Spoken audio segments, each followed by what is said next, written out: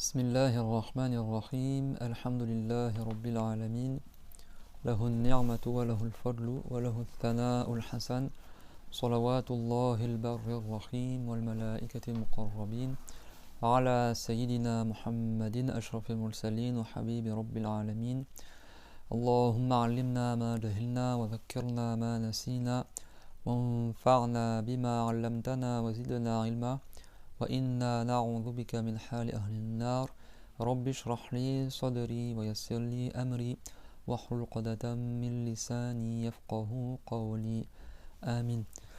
Donc là, on fait en très résumé concernant la purification de la prière dans l'école de l'imam Malik. طهارة والصلاة فصل فمن الواجب خمس صلوات في اليوم والليلة. Donc la purification et la prière. Donc chapitre, parmi les obligations, il y a 5 prières durant le jour et la nuit. الظهر ووقتها إذا زالت الشمس إلى مسير ظل كل شيء مثله غير ذي الاستواء. Donc la première c'est le Dhuhr. Pourquoi on cite le Dhuhr en premier? Parce que c'est la première prière que Jibril enseignait au prophète quand il est arrivé après la nuit de l'Isra al-Miraj. Donc son temps commence lorsque le soleil décline du milieu du ciel jusqu'à que l'ombre d'un objet fasse la taille de l'objet, en plus de l'ombre qu'il avait déjà au moment où le soleil était au milieu du ciel. Quand le soleil est au milieu du ciel, on appelle ça le point de culmination. C'est le moment dans la journée, le soleil le plus haut dans le ciel. Donc là, l'objet il a une ombre. Cette ombre-là, donc c'est la plus petite ombre qu'il a l'objet dans la journée.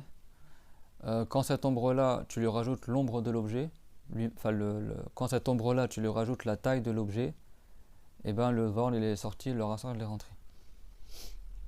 C'est-à-dire si l'objet fait 1 mètre, et tandis que le soleil était pile au milieu du ciel, l'ombre de l'objet faisait 10 cm, et bien quand l'ombre de l'objet fait 10 cm plus 1 mètre, la taille de l'objet plus la taille de l'ombre qu'il avait au moment où le soleil était au milieu du ciel, et bien c'est la fin du temps du Dhuhr.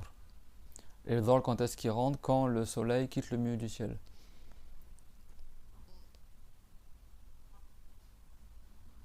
Dieu l'a dit les doulouki shams, ça veut dire lorsque le soleil décline du milieu du ciel. Et ça, c'est dans les 5 temps-là, ils sont dans le hadith et également dans le Coran honoré. Et donc les savants sont unanimes qu'il y a 5 prières, contrairement aux gens qui se prétendent coranistes, tout ça, qui vont dire avec 3 prières. Donc ça, il n'y a pas de considération à prêter dans ça. Subhanallah hina tumsuna wa hina tusbihun wa lahul hamdu fis samawati wal ardi wa ashiyan wa hina tuhhirun. C'est-à-dire Dieu n'a aucun défaut, c'est-à-dire Dieu est exalté, c'est-à-dire dans la prière, Subhana, on fait éloge de Allah dans la prière. Hina tumsuna wa hina tusbihun, lorsque c'est le matin, lorsque c'est le soir. Wa ashiyan wa hina tudhirun, et Warashi c'est le temps juste avant le Maghreb, et tudhirun c'est le temps du Dhuhr. Donc il y a les 5 temps dans le Coran. C'est bon? Subhanallah, ça fait référence à la prière. Hina tumsuna wa hina tusbihun, lorsque vous êtes au soir, donc ça rassemble le Maghreb et le Risha. Et lorsque vous êtes au matin, tusbihun wa lahul hamdu fis samawati wal ard wa rashiyan wa hina tuhhirun.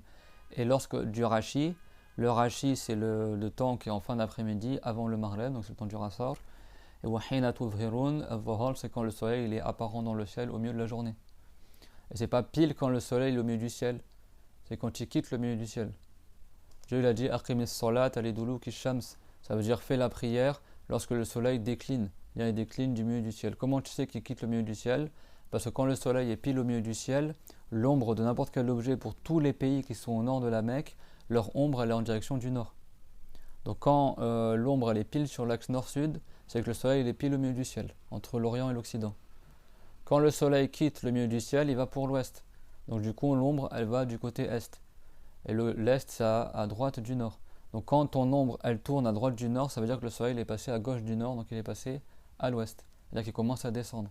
Donc c'est tout simple, tu sors dehors, tu vois ton ombre. Si tu vois que ton ombre elle est pile en direction du nord, c'est que le soleil est pile au milieu du ciel. Si tu vois que l'ombre elle est à gauche du nord, c'est que le soleil n'est pas encore arrivé au milieu du ciel. C'est bon? Et si tu vois que ton ombre elle est à droite du nord, tu te mets face au nord. Si tu vois que ton ombre elle est à droite du nord, c'est-à-dire que le Dhuhr est rentré. Et le Dhuhr il dure jusqu'à quand? Jusqu'à que ton ombre elle fasse ta taille à toi, plus la taille que l'ombre elle avait au moment où le soleil était pile au milieu du ciel. Comment tu le sais? Par l'observation. C'est-à-dire que toi, tu sors dehors, tu prends un piquet, par exemple, dont tu connais sa taille. Tu mets le piquet dehors, tu le plantes dans le sable, par exemple, sur une terre plate, ou tu prends un cadran, tu fais un truc sur une plaque en bois ou quelque chose comme ça. Quand tu sens que ça va bientôt le dehors, tu sors dehors s'il fait beau. Tu regardes, quand l'ombre du piquet elle est pliée en direction du nord, tu traces avec un arc de cercle, par exemple, là, un arc de cercle, un compas, la trace de l'ombre, ou avec une craie, une ficelle comme ça, ou un bâton. Ça demande que tu fasses pour de vrai. Parce que c'est comme ça qu'on a le sens des prières, le temps des prières. C'est pas avec les calendriers ou les applications. Hein. La base, c'est l'observation. Dans le passé, au Maghreb et ailleurs, il y avait des cadrans sur l'esplanade des mosquées où ils observaient les ombres. Et c'est comme ça qu'on a le temps des prières. Après, maintenant, ils font des calculs, mais si le calcul n'est pas basé sur l'observation, il est caduque. Ça compte pas. Si ton calendrier n'est pas basé sur l'observation oculaire des ombres et du soleil et tout ça, ça compte pas non plus. Donc c'est pour ça que tous les savants, Malikites, Hanafites, Shafi'ites, tout ça, ils expliquent comment on observe réellement le temps des prières. Et ça, c'est dans le hadith. Inna khiyara ibadillahi alladhina yura'una ash-shamsa wal qamara wa la dhillata li dhikrillah. Certes, les meilleurs esclaves de Allah sont ceux qui observent la lune, le soleil, les ombres pour accomplir la prière. Pour le dhikr de Allah, ici, ça fait allusion à la prière. Et donc Dieu il a dit aqimis salat aliduluki shams ila ghasaqil layl. Ça veut dire accomplir la prière depuis le moment où le soleil décline du milieu du ciel jusqu'à que la nuit elle soit noire. Wa Qur'an al-fajri inna Qur'an al-fajri kana mashhuda. Et le Coran de l'aube, la récitation du Coran à l'aube, certes les anges y témoignent de la récitation du Coran que tu fais dans la prière de l'aube, la prière du soubor. Donc là également c'est notre ayah qui montre quoi? Les 5 temps des prières. C'est bon? Qur'an al-fajri. Inna Qur'an al-fajri kana mashhuda. C'est-à-dire le Coran, la récitation du Coran à l'aube, c'est-à-dire la récitation du Coran, c'est-à-dire récite le Coran à l'aube. Aqimis salat aliduluki shams. Fais la prière de la bonne manière lorsque le soleil décline du milieu du ciel. Ila ghasaqil layl. Jusqu'à que la nuit soit noire. Ça veut dire quoi? C'est-à-dire que tu fais la prière du Dhuhr, après quand c'est le Rassor, tu fais le Rassor, après quand c'est le Maghreb, quand c'est le début de la nuit, tu fais la prière, jusqu'à que la nuit soit noire. C'est-à-dire le Risha. Donc là, ça fait allusion du Dhuhr jusqu'au Risha. Et après, il a dit Wa Qur'an al-Fajri. Et récite le Qur'an et dans la prière au moment du Fajr. Inna Qur'an al-Fajri kana mashhuda. C'est-à-dire la récitation du Qur'an au Fajr, elle est témoignée par les anges. Que les anges, ils témoignent lorsque tu pries le soubor dans son temps. Et c'est recommandé quand tu pries le soubor de réciter longuement le Qur'an. Parce que comme il n'y a que 2 raka'a, tu récites beaucoup le Qur'an dans le soubor et les anges y témoignent. Et après il y a d'autres hadiths, et ça c'est dans le Qur'an. Dans le Qur'an il y a les preuves des 5 prières aussi. Contrairement à ce que disent certains. C'est bon, donc la première prière, comme c'est marqué dans le hadith et dans le Qur'an, lorsque le soleil décline du milieu du ciel, jusqu'à quand? Ça on l'a su dans le hadith, jusqu'à que l'ombre de l'objet fasse la taille de l'objet plus la taille de l'ombre que l'objet avait au moment où le soleil il était au milieu du ciel, pas au moment du Dhuhr, juste avant le Dhuhr. C'est quoi avant le Dhuhr? Quand le soleil est au milieu du ciel. Le Dhuhr il rentre pas quand le soleil est au milieu du ciel, il rentre quand le soleil quitte le milieu du ciel. Mais toi quand le soleil est au milieu du ciel, tu mesures la taille de l'ombre. Si elle fait 10 cm, c'est bon?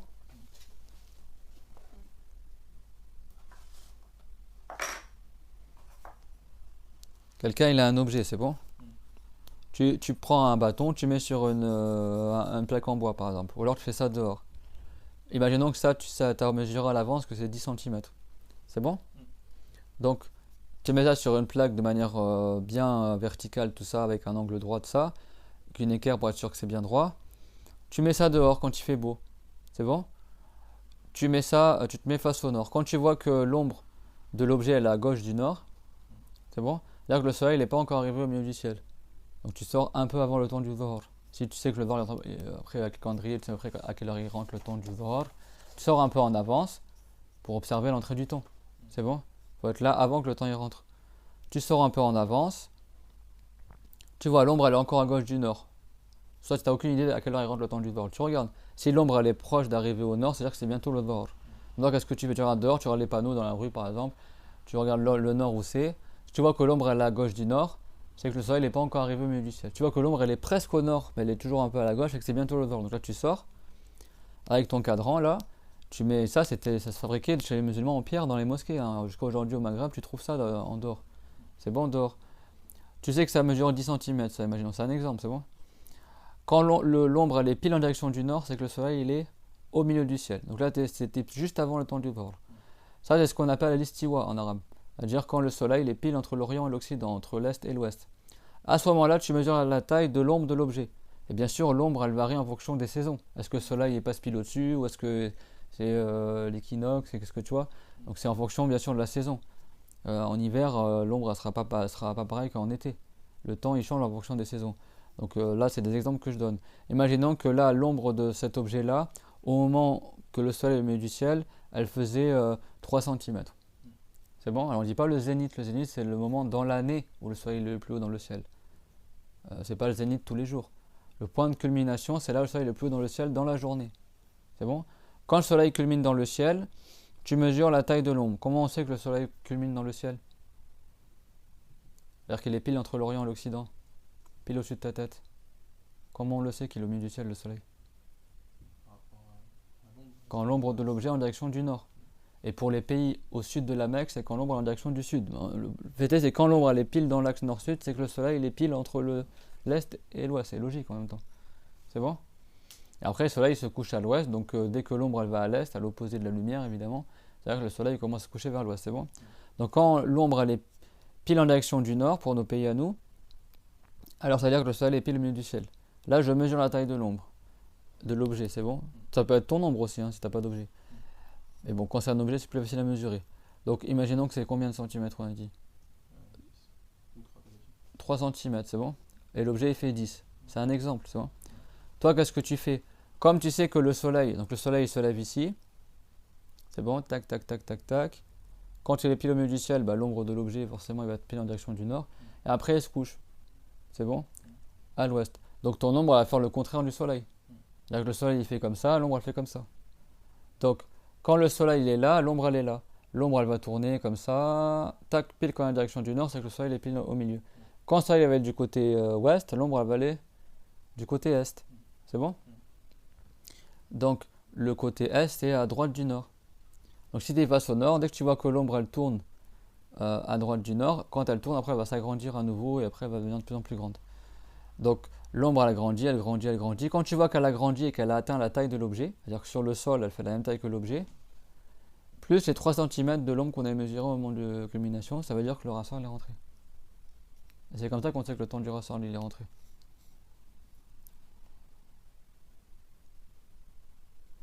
Et le moment où l'ombre est la plus petite dans la journée, c'est le moment où le soleil est au milieu du ciel. Donc quand l'ombre après elle tourne du nord, elle recommence à s'agrandir. Donc elle s'agrandit, elle s'agrandit, elle s'agrandit. Quand tu vois que ton ombre à toi elle fait ta taille, plus la taille que ton ombre elle avait au moment où le soleil était au milieu du ciel, c'est que le rassort est rentré. C'est-à-dire que des fois, même en regardant les panneaux dans la rue dehors, si c'est des panneaux qui sont plantés bien droit dans le sol, tu arrives à savoir est-ce que le vol est rentré, est-ce que le rassort est rentré, avec les ombres. Et ça, c'est un devoir personnel sur chaque musulman et chaque musulmane de l'apprendre. Ceux qui n'ont pas appris ça, déjà, il y a de grandes chances que leur prière n'est pas valable. Pourquoi? Parce que s'ils se basent sur des applications qui sont fondées juste sur des calculs et pas sur l'observation, et ben ça vaut rien du tout. C'est-à-dire que soit la personne, elle observe comme ça pendant des années elle-même, elle note les heures à chaque fois qu'elle observe, et chaque année ça revient les mêmes horaires, et du coup après elle le met dans un calendrier, comme nous on faisait à Marseille à l'époque où j'étais à Marseille. Moi quand j'étais à la mosquée à Marseille, il y avait des frères qui étaient, parce qu'à Marseille comme tu as la mer, tu avais des frères qui s'occupaient d'observer le soubor et le maghreb, donc le coucher du soleil dans la mer. À Marseille tu peux voir bien le soleil se lever et se coucher. Et moi j'étais dans l'équipe de ceux qui observaient le Dhuhr et le Asr, pour que le calendrier de la mosquée il soit exactement basé sur l'observation. Et ben j'étais avec un frère, un Maoré, que je le préserve. On allait dans le parking vers le caserne de pompiers là. On allait dans un parking, dans le parking avec une petite planche en bois et un truc planté en métal là, avec un niveau tout ça. On mettait bien droit et on restait dans le parking peu avant le Dhuhr et on regardait à quelle heure on a vu l'ombre arriver pile, par exemple aller pile à droite du nord, par exemple dès qu'elle commence à décliner. On notait l'horaire. Et qu'est-ce que tu fais toi? Une fois que l'ombre elle est au niveau du nord, après elle va tourner vers la droite et elle va s'agrandir. Donc toi, tu sais la taille de l'objet, c'est 10 cm. C'est bon? Tu sais la taille de l'objet, c'est 10 cm. Tu rajoutes à la taille de l'objet la taille de l'ombre qu'il avait au moment du zénith, ça tu as noté juste avant. Tu règles ton compas ou ta ficelle avec ton bâton ou ta craie, tu l'ouvres à 13 cm, la taille de l'objet plus la taille de l'ombre. comme tu sais que l'ombre elle va s'agrandir en tournant sur le côté, tu sais pas à quel moment exactement elle va atteindre 13 cm. Donc tu prends sur le plat quoi, tu fais un arc de cercle comme ça de 13 cm sur le côté, et l'ombre tu sais pas à quel moment elle va atteindre 13 cm. Bah, quand tu vois qu'elle atteint l'arc de cercle, ça veut dire qu'elle a atteint 13 cm, donc le ressort il est rentré. Et ça, fais-le au moins une fois dans ta vie. Normalement, la personne devrait le faire ça une fois par semaine ou tous les jours ou quand elle peut le faire. Moi, même quand je suis chez moi, là il y a une fenêtre, par exemple, la fenêtre elle est en direction sud, là c'est le nord. Bah, en regardant par terre chez moi, si par exemple là c'était chez moi, et ben si le soleil il rentre par la fenêtre, là le sud il est là-bas, là-bas et le nord il est là. Donc c'est-à-dire que le soleil quand il y a du ciel, l'ombre elle doit être à ma droite. Si je vois que l'ombre elle est dans cette direction-là, en direction de la bibliothèque, bah, c'est-à-dire que le bord est rentré. Juste en 3 secondes comme ça tu regardes, et même avec les ombres tu peux savoir la direction de la qibla. Parce que si tu sais que tu dois prier en direction du sud, ben, quand tu sais que c'est le temps du Zohar, c'est-à-dire que l'ombre elle est quasiment pile en direction du nord, tu te mets en direction opposée, ça te donne quasiment la direction de la Qibla pour les pays qui sont au nord de la Mecque. Et c'est ça, et beaucoup de gens ne le savent pas, se repérer comme ça. Moi, une fois, je suis parti en voyage avec un frère à l'aéroport, il faisait beau, j'avais aucune boussole, rien du tout, hein. J'avais le téléphone pourtant, mais j'ai pas voulu l'utiliser. Je vais regarder la Qibla, où j'étais à l'aéroport, on devait faire la prière avant de prendre l'avion. Il faisait beau, je regarde sur la piste de l'aéroport, c'est des grandes fenêtres là, je regarde les ombres des piquets. Je savais que que le vol venait de rentrer il n'y a pas longtemps, donc les ombres elles sont encore presque en direction du nord. J'ai regardé dans quelle direction les ombres des piquets dans la piste d'atterrissage ils étaient. J'ai vu que c'est dans cette direction là. Je me suis mis dans la direction opposée, donc c'est le sud, et comme je sais que la direction de la Qibla en France c'est un peu dévié sur la gauche par rapport au sud, c'est sud-sud-est, et ben je me suis mis en direction du sud, tu tournes ton bus jusqu'à que ça bloque, ça donne à peu près l'angle qu'il faut en France pour la Qibla. Je me suis mis en direction de la Qibla, comme ça j'ai trouvé comme ça. Le frère qui était avec moi, il a sorti son téléphone, et j'ai fait ça en 3 secondes, j'ai dit attends regarde, on va trouver la Qibla. Il a même pas vu ce que j'ai fait, je suis allé à la fenêtre, je suis revenu, j'ai fait ça, tac, j'ai dit c'est la Qibla, elle est là. En 2 secondes comme ça. Il a pris son téléphone, il a ouvert le téléphone avec la boussole du téléphone, tu sais l'application là. Il a dit Allah Akbar, comment t'as fait, c'est pile la bonne direction. Tu vois, alors que lui, il avait l'application.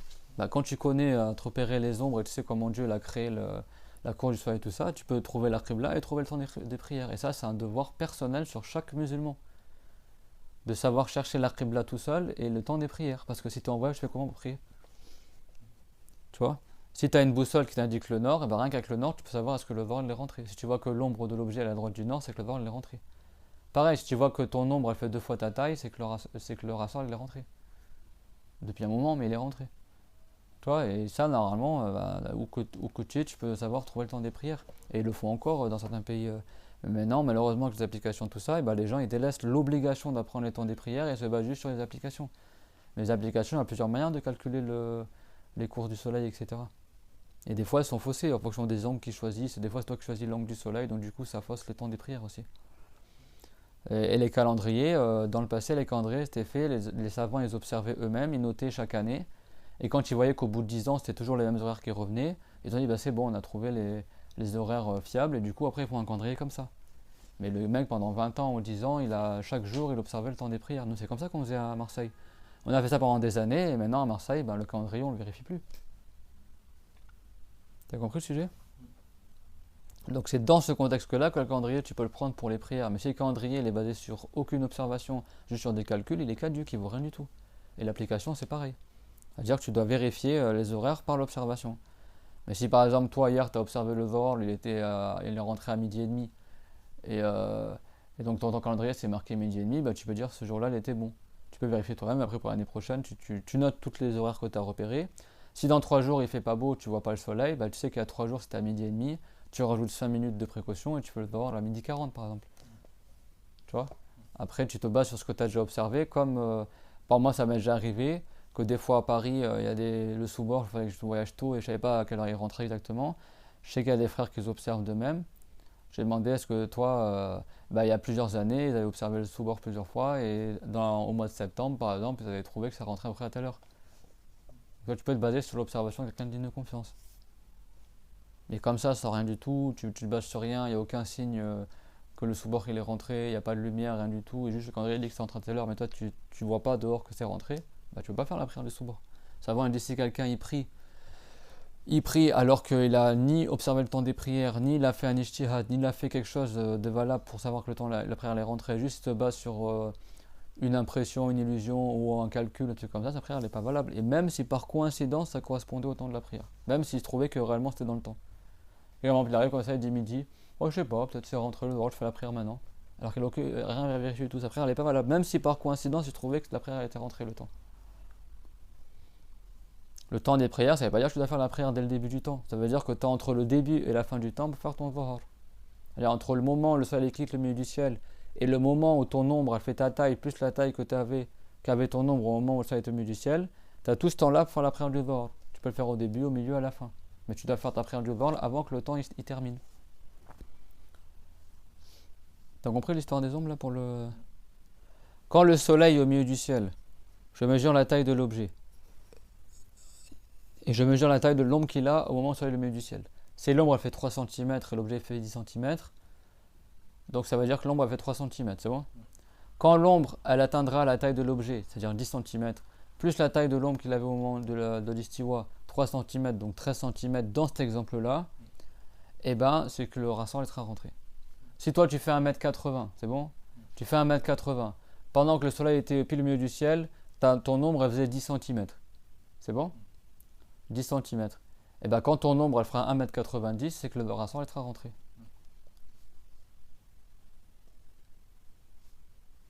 Etc. Ça va être, ça dépend de ce que tu feras.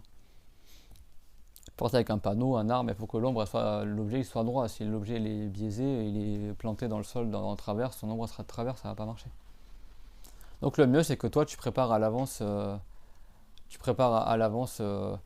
un truc planté dans une planche en bois et qui est bien perpendiculaire et tu sors comme un cadran solaire quoi. Sauf que la tige elle est bien droite. C'est ce qu'on faisait nous. C'est Accès qui le fait aujourd'hui. Pareil, il ne savait même pas que ça existe ce truc là. Bah, sinon ton temps il est pas valable. Comment tu te bases sur quoi pour que le temps de la prière soit rentré? Normalement ceux qui faisaient l'appel à la prière dans les mosquées dans le passé, ils sortaient dehors, ils observaient le temps, quand il était rentré, ils appelaient à la prière. Aujourd'hui les gens ils savent même pas comment le temps de la prière il sort. Et ils rentrent ils vont sur internet, à quelle heure ça rentre la prière à Paris, hop ils règlent l'horloge de la mosquée à telle heure, et ne sait même pas est-ce que c'est la bonne heure ou pas, le mec qui fait l'appel à la prière il sait même pas si le temps il est rentré ou pas. Il n'a même pas vérifié. Donc ça c'est pas des trucs archaïques, c'est comme ça jusqu'à la fin du monde. C'est comme ça qu'on observe le temps des prières.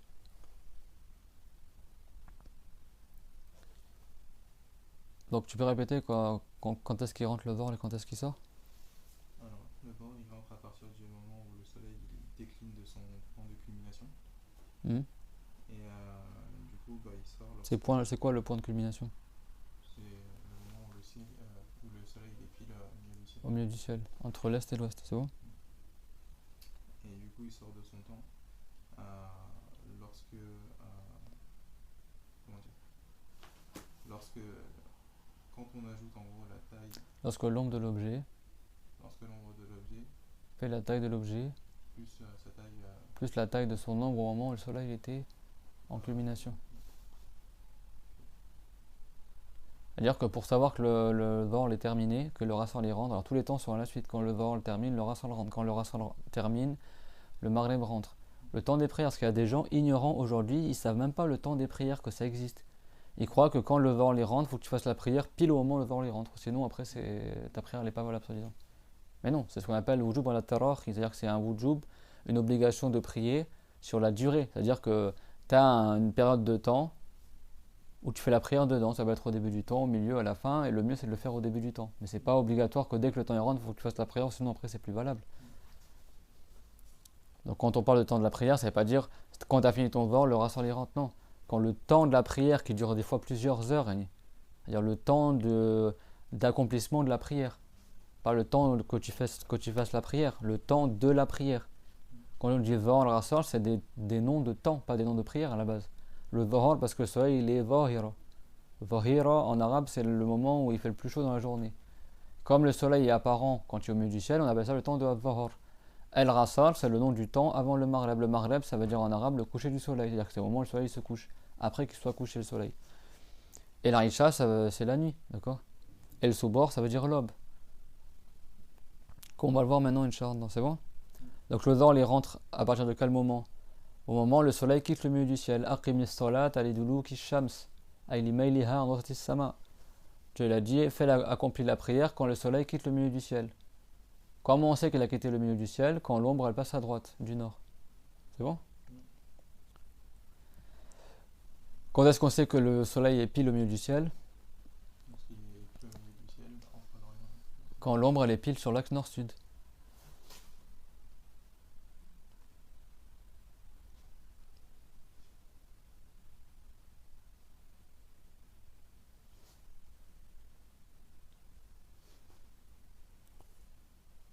Aujourd'hui, les gens ils sont tellement loin sans prendre en note de. Les gens ils croient, mais la technologie, tout ça, la technologie, la loi de l'islam est jusqu'à la fin du monde. Même les calculs, tout ça, ils appliquent ça dans les calculs. Pour savoir quand est-ce que le soleil sera au milieu du ciel, quand est-ce que le soleil va se coucher, quand est-ce que le soleil va se lever. Mais les calculs, en fonction de quel degré tu prends pour la courbe du soleil, bah, ça change les données. Donc c'est pas valable de baser sur le calcul. Parce que le calcul, c'est juste des estimations. Qui te dit que réellement il va être à ce moment-là. Donc tu vérifies les calculs par l'observation. C'est bon? Donc l'heure asr, c'est à partir de la fin du temps du dhuhr. Donc quand ton ombre elle fait ta taille plus la taille que ton ombre elle avait au moment où le soleil était pile au milieu du ciel. C'est bon? C'est hyper simple, hein, mais c'est quand tu le prends que en théorie, tu l'as jamais fait dans ta vie, tu te mélanges. Mais quand tu le fais une fois dans ta vie, après c'est super facile à faire. C'est que chacun parmi vous, il sorte une fois dehors quand il fait beau et il fait l'observation tout seul. Est-ce que le dent est rentré? Est-ce que le rassort y rentre? Il y a des gens, et ça fait des années qu'ils prennent cours, 20 ans qu'ils prennent cours, ils n'ont jamais observé tout seul.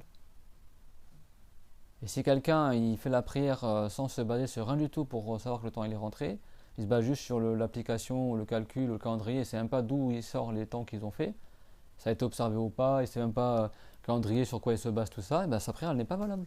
Même si il se trouvait par coïncidence que le temps il était juste. Dans la religion, l'acte d'adoration, on les fait sur des choses qui sont fiables.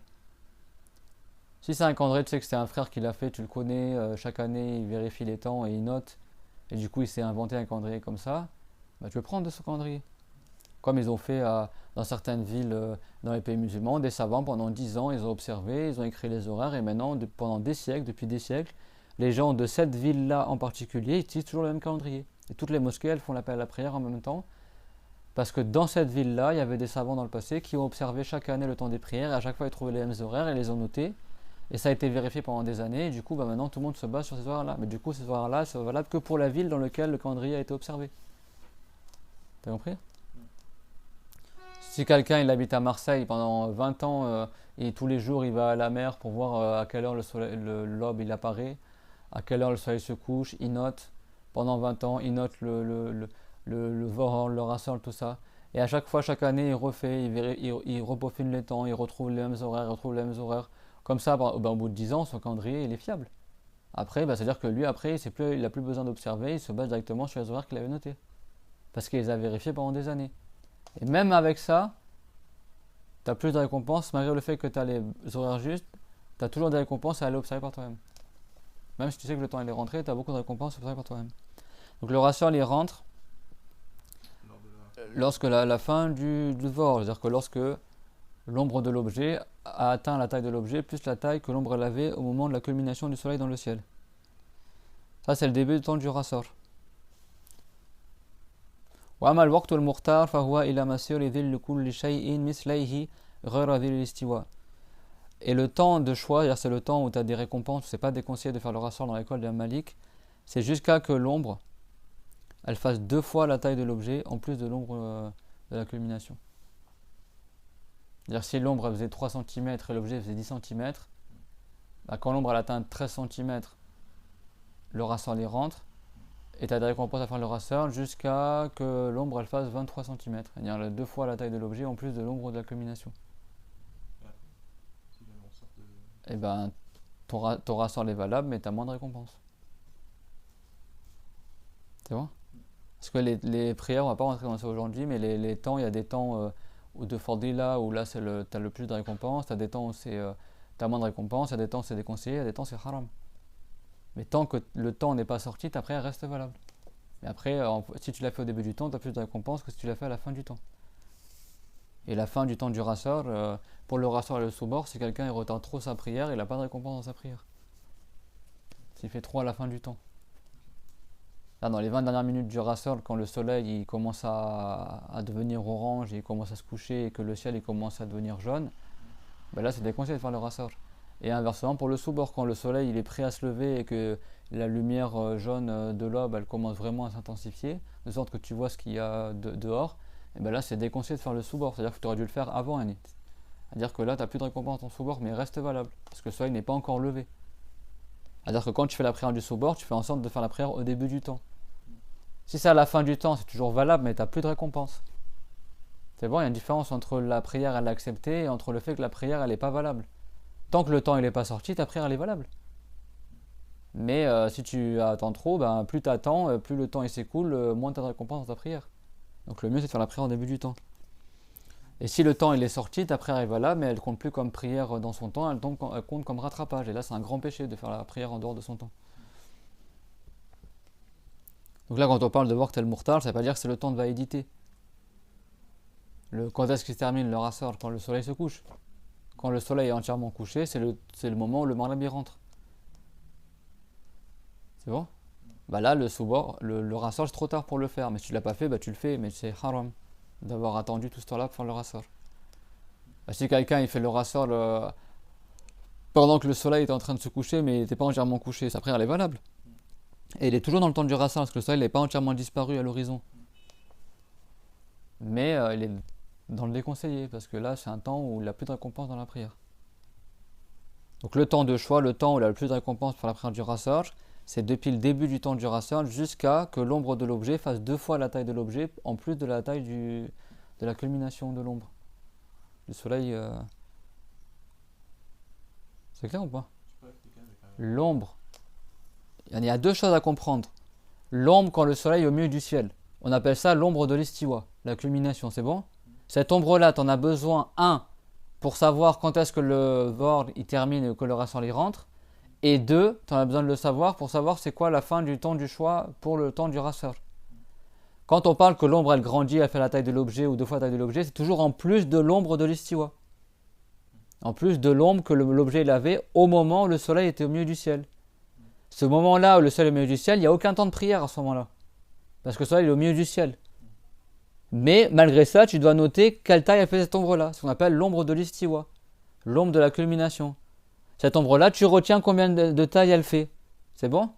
Si elle fait 3 cm, c'est 3 cm. Si elle fait 5 cm, c'est 5 cm. Ce qu'on appelle l'huile de l'istiwa. Quand est-ce que le rasseur y rentre et que le Vord y sort? Quand l'ombre elle fait la taille de l'objet, en plus de cette ombre-là de l'istiwa. C'est bon? Là, on sait que le rasseur il est rentré. Quand est-ce que le meilleur temps pour le rasseur y sort? Quand l'ombre elle fait 2 fois la taille de l'objet, en plus de l'ombre de l'istiwa. Si toi tu fais 1m80, ben quand ton ombre elle fera 2 fois 1m80 en plus de la taille qu'elle avait au moment de l'istiwa, et ben ça veut dire que ici tu as moins de récompense à faire le rasseur. Et là, c'est pas un temps de la prière du rasseur. Ça, c'est un temps juste quand est-ce que c'est sunna de faire le rasseur. Ça devrait même pas être dans le livre. Le rasseur il commence quand l'ombre elle fait la taille de l'objet en plus de l'ombre de l'istiwa et il termine quand le soleil se couche, c'est fini, khalas. Mais comme chez les Malikites, eux ils insistent des fois pour le maghreb, c'est pareil. Parce que pour eux c'est haram de faire le maghreb trop à la fin du temps alors que tu aurais pu le faire au début du temps. Pour eux il y a des jugements comme ça, que la prière reste valable mais avec le péché. C'est pour ça qu'ils le citent aussi, c'est quoi le Waqt al-Mukhtar, etc. C'est bon? Mais ça ne veut pas dire que le temps de la prière est terminé. Le temps de la prière il n'est pas terminé. Mais tu tombes dans le péché après. C'est bon? C'est par rapport à ça qu'ils en parlent aussi. Ça, c'est surtout pour le maghreb, par exemple. Mais à la base, le temps du rasseur, il se termine quand le maghreb il rentre. Mais quand est-ce que c'est le meilleur temps pour faire le rasseur? Depuis le début du temps jusqu'à que l'ombre de l'objet fasse 2 fois la taille de l'objet, en plus de l'ombre qu'il avait au moment où le soleil était culminant dans le ciel. C'est bon? وقيل ما دامت الشمس بيضاء نقية فهو وقت مختار أيضا. Et certains malikites ils ont dit tant que le soleil il est blanc lumineux, c'est un temps de choix pour le rasseur. Ça revient à ce que je t'ai dit tout à l'heure. C'est-à-dire que dès que le soleil commence à devenir jaune orangé, il perd sa blancheur qu'il a dans la journée là. C'est-à-dire qu'il commence à se coucher et que là sa couleur elle change. Là il commence le temps déconseillé du rasseur. C'est comme chez les chaférites. c'est-à-dire environ 20 minutes avant la fin du rassor, ou une demi-heure en fonction des saisons. C'est-à-dire que tant que tu vois que le soleil est bien blanc, bien lumineux, c'est pas déconseillé de faire le rassor. Quand tu vois que le soleil commence à devenir un peu orangé, il commence à perdre de sa blancheur, c'est que là tu rentres dans le temps déconseillé pour le rassor. Il est toujours valable ton rassor, il reste peut-être une demi-heure encore du temps. Mais comme le soleil commence à décliner et à se coucher bien, ça devient déconseillé de faire le rassor. C'est bon, mais il reste valable. Certains malékites ne sont pas entrés dans ça, ils ont dit quand l'ombre elle fait 2 fois ta taille, en plus de l'ombre de la culmination, et ben là c'est déconseillé de faire le rassor. Si c'est trop compliqué pour la personne d'observer les ombres, elle prend le deuxième avis qui est que tant que le soleil il est blanc, et ben elle fait le rassor, et si elle voit que le soleil il commence à rougir ou commence à devenir orange, là c'est déconseillé qu'il fasse le rassor. Mais bon, s'il l'a pas fait, il fait le rassor quand même. C'est-à-dire fait le rassor avant que le soleil change de couleur, c'est ça que ça veut dire. Avant qu'il devienne, qu'il perde de sa blancheur. C'est bon ou pas? Et ça aujourd'hui, la plupart des gens, c'est comme tu leur parles chinois quand tu leur parles de ça, parce que les gens ils sont tellement dans les villes, ils savent même pas c'est quoi une ombre, ils savent même pas c'est quoi le soleil, ils savent même pas c'est quoi l'aube, c'est quoi le coucher du soleil. Beaucoup de gens qui habitent à Paris par exemple. Tu leur parles du coucher du soleil, il a jamais vu un coucher de soleil de sa vie. Il y en a, ils sont jamais allés dans une forêt par exemple. Ils n'ont jamais fait des randonnées, ils n'ont jamais vu c'est quoi un coucher de soleil, c'est quoi un lever de soleil, c'est quoi une aube. Ces gens-là, ils sont ignorants en fait. Dans le passé, c'était connu chez les gens ça. C'est quoi l'aube, c'est quoi? Ça, on a besoin pour le temps des prières. Et ça, ne dit pas les technologies, tout ça. Jusqu'à la fin du monde, ce sera comme ça. Donc, normalement, tout musulman, à partir de 7 ans, il apprend ça. C'est la base. Ça, tu l'apprends avant de faire la prière. Parce que si tu ne sais pas ça, comment ta prière va être valable? Tu ne sais pas quand est-ce que le temps des prières rentre. Si quelqu'un il fait une prière sans savoir que le temps il est rentré, sa prière elle n'est pas valable.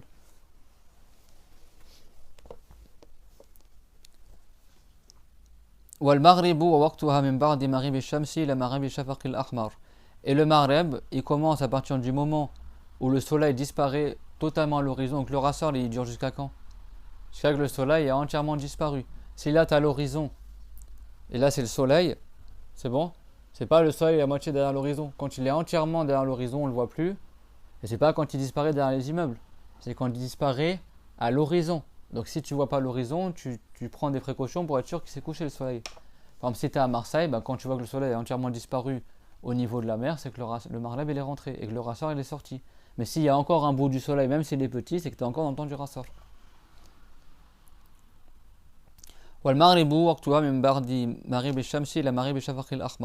Donc quand le soleil s'est entièrement couché derrière l'horizon, il a disparu, il est sous l'horizon, c'est que le Maghreb il est rentré. Comme son nom l'indique, Maghreb c'est-à-dire coucher du soleil. Quand est-ce qu'il se termine? Donc le soleil s'est couché derrière l'horizon, ça fait orange, après ça devient un peu orange foncé, après rouge, après violet, et après le violet il part, et après ça fait une lueur blanche, et après c'est la nuit noire. C'est bon? Cette lueur un peu rougeâtre qu'on appelle le crépuscule en français, on appelle en arabe ça al-shafaq al-ahmar. Le prophète Mohammed dans Muslim s'est rapporté qu'il a dit Waqtul maghribi ma lam yarib al-shafaq. Le temps du Maghreb tant que le shafaq n'a pas disparu. C'est-à-dire que le Maghreb se termine quand la lueur rouge disparaît. C'est-à-dire que quand c'est la nuit noire ou quand il y a la lueur blanche après la lueur rouge qui disparaît, c'est le Récha qui rentre. Donc comment on sait que le Maghreb il est terminé? Quand il n'y a plus la lumière rougeâtre au niveau du coucher du soleil. Si quelqu'un... Tu as déjà vu un coucher du soleil? Tu vois, moi quand j'étais petit, on faisait du bateau, etc. En Bretagne, tu voyais quand tu es au port par exemple, tu vois le soleil se coucher dans la mer. Après ça fait orange, après ça fait rouge, rouge foncé, après ça devient violet. Après le violet disparaît, après c'est la nuit. Après ça fait une légère lueur blanche, après c'est la nuit. C'est ça que moi à Paris par exemple, je vois pas le coucher du soleil directement, je vois les immeubles. Mais quand je vois qu'il y a une lueur bien violette, je suis sûr que le soleil est couché. Pourquoi? Parce que par expérience, moi quand j'étais petit, je voyais des couchers de soleil et je sais que quand c'est violet, c'est que ça fait un bon moment que le soleil s'est couché. Et quand c'est un peu jaune pâle, quand c'est orange, orange-jaune, là tu es proche encore, peut-être c'est sûr que peut-être que le soleil n'est pas encore entièrement couché. Et quand c'est orange-orange, là le soleil s'est couché. Et quand c'est orange-rouge, c'est encore plus. Et quand c'est violet, t'es sûr qu'il est couché depuis 10 minutes le soleil. C'est bon? Donc ça, c'est pour ça que le fait d'être à la campagne, le fait de voir les choses naturelles, ça t'aide aussi pour les temps des prières. Celui qui a grandi en ville, qui n'a jamais observé tout ça, il est perdu. Et c'est le cas de beaucoup de gens aujourd'hui, malheureusement. Au bled, même dans les villages, ils sortent encore dehors pour voir les ombres dans certains villages, pour savoir si le temps de la prière est rentré, etc. Mais ça se perd de plus en plus malheureusement. Et ça, c'est pas comme ça du luxe, c'est de la culture générale. Non, c'est une obligation de le savoir. C'est un devoir personnel de chaque musulman de savoir tout seul comment le temps y rentre. C'est-à-dire sans téléphone, sans montre, sans avoir d'application, sans avoir de calendrier, sans qu'il y ait appel à la prière. Il faut que tu saches tout seul comment le temps de la prière y rentre. Et c'est pas juste si tu voyages, c'est dans la vie de tous les jours. La personne, c'est un devoir que chaque musulman l'apprenne ça. C'est-à-dire que tu dois être capable de savoir est-ce que le rassort est rentré, ou le Dhuhr, ou le Subh, ou le Maghrib, ou le Risha, sans téléphone, sans montre, sans truc, tu dois être capable de savoir que le temps il est rentré. Si tu sais pas ça, la personne elle est grand pécheur. C'est-à-dire qu'elle n'a pas appris le minimum obligatoire. Et ça, la plupart des gens ne l'apprennent plus aujourd'hui, malheureusement. Alors que les savants, dans leurs livres, ils l'expliquent depuis des siècles, hein, c'est pas un truc qui est nouveau. Hein. Et c'est marqué dans le Coran non plus, c'est dans le Hadith. Donc c'est quoi le temps du Maghreb? Il commence quand?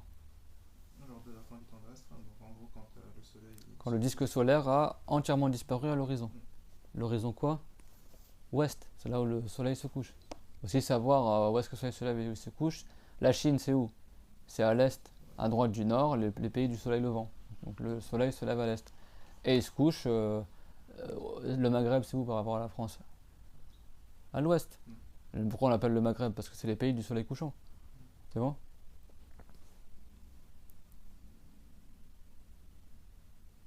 Donc il commence quand le temps du Maghreb? Lorsque le soleil se couche complètement de l'horizon ouest. À l'horizon ouest. Et il se termine quand le temps du Maghreb? Lorsque la nuit noire elle apparaît, donc on voit plus de lueur jaune ou orangée. C'est-à-dire lorsque le crépuscule rouge disparaît, c'est ça que ça veut dire. Parce que la nuit noire, quand est-ce qu'elle apparaît exactement? La nuit noire, elle apparaît à la fin du crépuscule blanc. Il y a deux crépuscules, il y a le rouge et le blanc. Chez Abu Hanifa, contrairement à ses deux compagnons, il y a un avis qui dit jusqu'au crépuscule blanc. C'est-à-dire pour eux, le Maghreb dure encore plus longtemps. C'est pas lorsque c'est la nuit noire, lorsque le crépuscule rouge disparaît. Et comme le prophète l'a dit, Ma'alam yarib shafaq, tant que le crépuscule est toujours là, le Maghreb n'est pas terminé. Les Arabes, quand ils disent shafaq, sans préciser est-ce que c'est le rouge ou le blanc, ils visent le rouge. Donc beaucoup de savants ont dit que ce qui est visé, c'est le crépuscule rouge. Chez les Hanafites, il y a deux avis. Plusieurs, ils ont dit, les compagnons de Abu Hanifa, ils ont dit c'est le rouge. Abu Hanifa, il a dit le rouge, et selon un avis, il a dit le blanc. Chez les Malikites, c'est le rouge. C'est bon? Chez les Chaférites, certains ont dit jusqu'à la fin du crépuscule rouge, et certains ils ont dit au bout de 20 minutes, le Maghreb est terminé. Le temps de faire le wudu, l'appel à la prière, l'iqama, 2 rakas sunna et 3 rakas du Maghreb. Dans la nouvelle école de Chaféry, c'est ça le temps du Maghreb. C'est-à-dire que quelle que soit la période, au bout d'environ 20 minutes, le Maghreb est terminé. Et selon cet avis-là, le Risha, il commence pas. Hein. Tu dois toujours attendre la fin du crépuscule rouge pour que le Risha y rentre. Mais dans cet avis-là, il y a un temps de battement entre le Maghreb et le Risha. C'est bon? Et l'ancienne école de Chaféry, c'était comme chez les Malikides, jusqu'à ce que le crépuscule rouge disparaisse. Et l'avis le plus fort, c'est ça. Parce que Chaféry, il n'a pas entendu le hadith, c'est pour ça qu'il a changé d'avis. En réalité, son ancienne école correspondait au hadith du prophète. Waqtul maghribi ma'lam yarib shafaq, le temps du Maghreb tant que le shafaq n'a pas disparu. Et le shafaq, à la base, il y a le crépuscule, et ce qui est visé, c'est le crépuscule rouge. C'est bon? Donc quand le crépuscule rouge disparaît, c'est la fin du temps du Maghreb et c'est le début du temps du Aïcha. C'est bon? Wal Aïcha wa waqtuha min ba'di waqtil maghribi ila tulugh al-fajr as-sadiq wa waqtuha al-mukhtar ila thuluth al-layl wa qila ila nisfihi wal awwalu qawlu Malik. Donc le Aïcha, son temps il dure après le temps du Maghreb, donc à la disparition du crépuscule rouge, jusqu'au lever de l'aube véritable. Pourquoi on parle de l'aube véritable? T'as l'aube véridique et l'aube mensongère. Parce que avant que l'aube c'est quoi? C'est une lumière horizontale blanchâtre qui apparaît à l'horizon est, à l'opposé du coucher du soleil. Le soleil se lève à l'est, pas à l'ouest. Donc tu regardes à l'est pour savoir là où il se lève, c'est bon? L'aube, c'est pas le lever du soleil comme beaucoup y pensent. L'aube, c'est ce qui précède le lever du soleil. Quand le soleil se lève, l'aube est terminée. L'aube, c'est la lueur blanchâtre qui précède l'apparition du disque solaire à l'horizon est. Donc au début, elle est toute fine, elle est toute blanche fine, et après, elle s'élargit vers le haut, et elle rougit, elle devient orange, rouge, et après, le soleil se lève. C'est le contraire du coucher du soleil, en fait. Ça commence blanc et ça termine rouge après le soleil se lève. C'est bon? Donc tant qu'un bout du soleil n'est pas apparu à l'horizon, on est toujours dans le temps du sous-bord. C'est bon? Mais là on est dans le temps du Risha. Le temps du Risha, il dure à partir du moment où le crépuscule rouge disparaît jusqu'à que l'aube apparaisse. L'aube c'est quoi? C'est une lumière blanchâtre qui apparaît à l'horizon est et elle est horizontale, c'est-à-dire qu'elle est au niveau de l'horizon. Ça tu le vois au bord de la mer ou dans le désert, mais tu le vois pas dans les villes parce que dans les villes il y a la lumière d'électricité qui gâche ça, il y a la pollution lumineuse. C'est bon ou pas? L'aube. Taïb. Donc, quand cette lueur blanchâtre elle apparaît, après elle se lève, ça fait comme un ruban qui s'élargit de plus en plus. Ça devient après jaune, c'était blanc au début, après ça devient jaune, après ça devient orangé, ça augmente comme ça devient rouge, et après à la fin le soleil finit par sortir. C'est bon? Taïb. Et ben, le Risha, dès que la lueur blanche apparaît, dès que l'aube elle apparaît, le Risha il est terminé.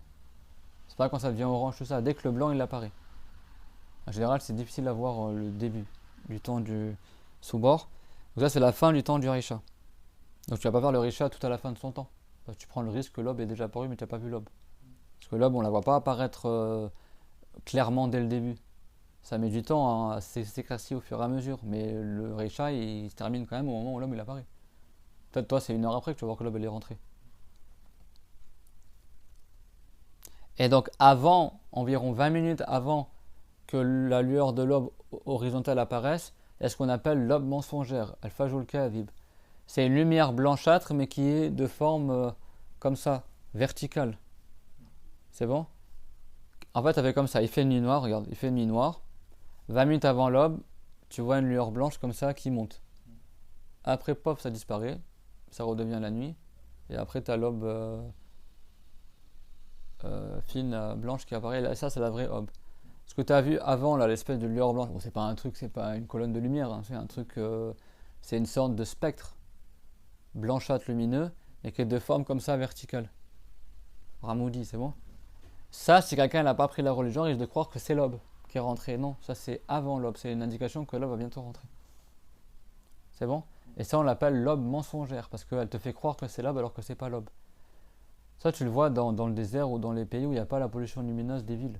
Parce qu'à Paris, tu le vois pas ça. À Paris, même à 15 km des villes, tu continues à voir à l'horizon la lumière des villes. Donc tu vois pas l'aube dès le début, tu le vois plus tard, quoi. C'est bon? Donc le Risha, il dure jusqu'à l'apparition de l'aube véritable, l'aube véridique, et on exclut par cela l'aube mensongère. Alors pareil aussi, le Risha, il a un temps de choix, Waqt Mukhtar, qui est jusqu'au tiers de la nuit. Tu coupes la nuit en trois en fonction de la durée de la nuit. Entre le coucher du soleil et le l'aube, tu coupes en trois. Le premier tiers de la nuit, c'est le temps de choix. Le meilleur temps pour faire la prière du Risha, c'est bon?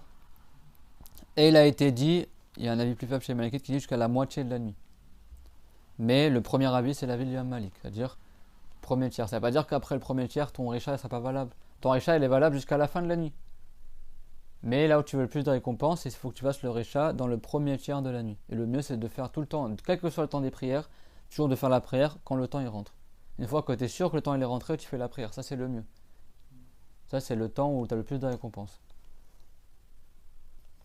Donc, qu'est-ce qu'on a dit? On répète pour le Risha, quand est-ce qu'il rentre le temps du Risha?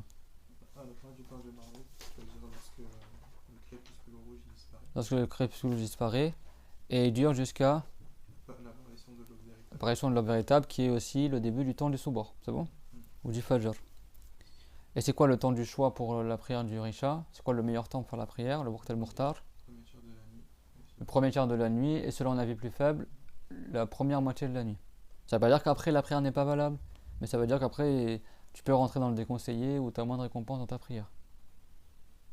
C'est bon?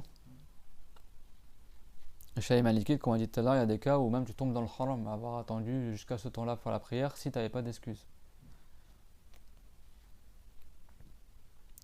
Là c'est résumé, je ne détaille pas tous les trucs parce que sinon c'est vraiment un cours pour les débutants.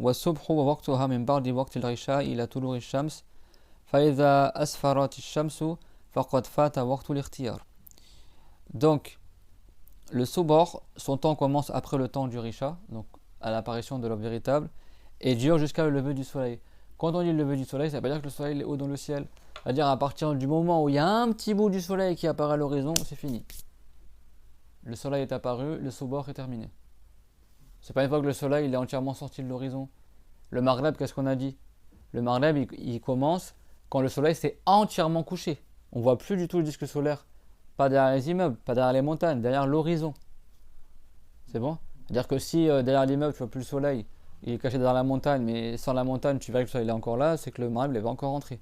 Ce qui prend en considération, c'est le niveau zéro, le niveau de la mer, derrière l'horizon. Donc pour le Maghreb, là il faut que tu attendes que tout le disque solaire ait disparu. Pour le Soubor, il ne faut pas attendre que tout le disque solaire ait apparu. Ne serait-ce qu'un bout du soleil il apparaît, le Soubor est terminé. Et donc si la lumière du soleil devient puissante, ce qu'on appelle l'isfar, et ben là tu rentres dans le temps déconseillé par le Soubor. C'est-à-dire que l'isfar c'est quand tu distingues de loin les gens dehors. C'est-à-dire avant que le soleil se lève, à la fin du temps du Soubor, il commence presque à faire jour. Mais le soleil n'est pas encore levé. Bah là, t'as plus de récompense à faire le Soubor. C'est déconseillé. C'est bon, mais il est valable ta prière, mais t'as attendu trop longtemps. Donc le mieux c'est que tu fasses le Soubor alors qu'il fait encore un peu nuit, tu vois. Et ça, c'est comme pour le rasseur, c'est environ le temps où il commence vraiment à faire presque jour. C'est environ, où la lumière du soleil s'intensifie, ça devient rougeâtre, tout ça avant qu'il se lève. C'est environ 20 minutes avant le lever du soleil. C'est bon? C'est-à-dire que le Soubor, tu le fais au début de son temps, bah, attends pas les 20 dernières minutes pour faire le Soubor. Parce que tu auras manqué le temps du choix. Et du coup, tu auras peut-être soit moins de récompense ou soit pas de récompense en fonction de à quel moment tu fais la prière. Et c'est pareil chez les chavirites aussi. Mais tant que le temps n'est pas sorti, ta prière est valable. Attention, on ne parle pas de ici, quand on dit le temps du choix, ça ne veut pas dire qu'après la prière elle n'est pas valable. Mais après, tu as moins de récompense dans ta prière. فتجب هذه الفروض في أوقاتها على كل مسلم بالغ عاقل طاهر فيحرم تقديمها على وقتها وتأخيرها عنه لغير عذر. Donc il y a ainsi un devoir de faire la prière dans ces temps-là pour chaque musulman, pubère, saint d'esprit et pur du sang direct des louchis. Une femme qui a les menstrues ou les louchis, c'est haram qu'elle fasse la prière, c'est pas valable. Comme il a rapporté Muslim, où le prophète lui a posé la question, il a dit Alaysa idha hadat al-mar'atu lam tusalli wa lam tasum. Il a dit n'est-ce pas que si la femme a les menstrues, elle ne prie pas et elle ne jeûne pas? Et l'enfant, il peut faire la prière, mais comme il n'est pas pubère, c'est pas un devoir qu'il fasse la prière. Mais celui qui est pubère, qui est musulman, parce que le non-musulman, sa prière n'est pas valable non plus. C'est pour ça ceux qui veulent convertir des gens à l'islam ou ils ont des amis qui s'intéressent à l'islam, tu peux les ramener à la mosquée, mais tu sais pas, comme ils font beaucoup d'ignorants maintenant en France, ils vont faire le wudu avec leurs copains, ils demandent à leurs copains de prier avec eux, alors le gars il n'est même pas musulman. La prière n'est pas valable d'un non-musulman. Alors il peut regarder la prière, mais il ne fait pas la prière. Dieu n'accepte pas la prière d'un non-musulman. C'est un acte d'adoration, l'adoration n'est valable que de la part de celui qui connaît Allah, de celui qui est croyant en Dieu. Donc c'est un devoir d'accomplir les 5 prières dans leur temps, comme Dieu l'a dit Inna salata kanat ala al-mu'minina kitaban mawquta. Certes, la prière a été rendue obligatoire sur les croyants dans des temps bien déterminés. Donc si quelqu'un n'a pas une excuse comme le voyage ou la maladie, tout ça, et il prie la prière en dehors du temps, eh ben, il tombe dans le grand péché. Et si quelqu'un ait fait la prière avant que le temps soit rentré, sa prière n'est pas valable et c'est un grand péché. Si quelqu'un fait la prière du Dhuhr avant que le Dhuhr les rentre, ou la prière du Soubor durant la nuit alors que le Soubor n'est pas rentré, non seulement c'est un grand péché parce qu'il fait un acte d'adoration qui n'est pas valable, mais en plus sa prière n'est pas valable. En revanche, si quelqu'un il repousse la prière en dehors du temps et fait toutes ses prières la nuit au lieu de les faire la journée, il tombe dans le grand péché à chaque fois qu'il repousse la prière sans excuse, mais ses prières sont valables parce qu'il les a fait en tant que rattrapage. Mais il tombe dans le grand péché. Comme il a dit Omar ibn al-Khattab, Man jamara bayna salatayni bi ghayri udhr faqad ata baban min abwabil kaba'ir. Celui qui rassemble entre 2 prières sans excuse, entre le Risha et le Maghreb, le Dhuhr et le Asr par exemple, sans excuse, il aura fait un grand péché. C'est bon? En revanche, s'il a une excuse, par exemple il est très malade, il a une très forte fièvre, du coup il ne fait pas la prière maintenant, il la fait plus tard, ça c'est une excuse. Mais l'excuse c'est quoi? Ça permet juste de repousser le Dhuhr dans le temps du Asr, ou d'avancer le Asr dans le temps du Dhuhr, ou de repousser le Maghreb dans le temps du Risha, ou d'avancer le Risha dans le temps du Maghreb. Le Soubor, tu le repousses pas, tu l'avances pas. Et tu retardes pas le Asr dans le temps du Maghreb. Tu retardes pas le Dhuhr dans le temps du Risha par exemple. C'est que 2 par 2. Et ça, c'est valable dans certains cas chez les malikites dans le voyage aussi. S'il ne peut pas faire autrement, il peut avancer ou repousser la prière dans l'école d'un malik, mais pas juste pour la simple excuse du voyage. Par exemple, il n'a pas d'eau pour faire le wudu, et il sait qu'en arrivant dans la ville là-bas, dans le temps du rasa, il aura de l'eau pour faire le wudu. Dans ce cas-là, il a le droit de repousser le vol dans le temps du rasa, parce qu'il sait que dans le temps du vol, il ne trouvera pas d'eau pour faire les ablutions, par exemple. T'as compris? Et chez les Hanafites, il n'a pas le droit de rassembler les prières, même dans le voyage. Sauf si dans le voyage du Hajj, quand il va de Arafat à Muzdalifa, il rassemble entre le Dhuhr et le Asr. Et quand il va de Muzdalifa à Mina, il rassemble entre le Maghrib et le Risha, parce que c'est ça qui est rapporté dans le hadith, dans le Bukhari et autres, quand le prophète a rassemblé dans les prières, c'était dans le Hajj. Donc chez les Hanafites, c'est que dans le Hajj, dans ces deux voyages-là. Pas dans autres. Et c'est un devoir qu'ils raccourcissent la prière de raka dans le voyage. Et 4 raka, elle est fait 2, c'est bon. Le raccourcissement des prières, c'est par unanimité que dans le voyage. Si quelqu'un est malade, il ne raccourcit pas ses prières, s'il n'est pas voyageur. Mais par contre, il peut rassembler les prières des fois. C'est bon? Donc si quelqu'un n'a pas d'excuse comme tel qu'on vient de citer maintenant, il n'a pas le droit de prier en dehors du temps. S'il prie avant l'entrée du temps, sa prière, elle n'est pas valable et il tombe dans le grand péché. S'il prie une fois que le temps est sorti sans excuse, il tombe dans le grand péché, mais sa prière, elle reste valable. Et ça, c'est marqué dans le Coran. Fawailun lil musallin alladhina hum an salatihim sahun. Grand châtiment à ceux qui font la prière, mais qui sont insouciants, négligents envers leur prière. Ça veut dire ici, ça veut dire qu'ils ont oublié. Quelqu'un, il tombe pas dans le péché à oublier de faire la prière. Sahun, ça veut dire qu'ici, ils font preuve de négligence envers la prière, et du coup, ils laissent le temps sortir sans prier. Il fait pas le Dhuhr et il attend que le temps du Dhuhr lui sorte et après, ah bah, j'ai pas fait la prière. Mais il fait exprès de délaisser la prière. Dieu l'a dit, wailun, c'est-à-dire grand châtiment aux musulmans qui font ça. Wa akhiru da'wana alhamdulillahi rabbil alamin wa sallallahu ala Muhammad wa ala jami'in nabiyyin. T'as des questions ou pas? C'est clair les 5 temps des prières? Super, ouais. Barakallahu fik. ربنا آتنا في الدنيا حسنة وفي الآخرة حسنة وقنا عذاب النار ربنا لا تزغ قلوبنا بعد إذ هديتنا وهب لنا من لدنك رحمة إنك أنت الوهاب لا إله إلا الله اللهم صل على محمد رب اغفر لي وللمؤمنين والمؤمنات بارك الله فيكم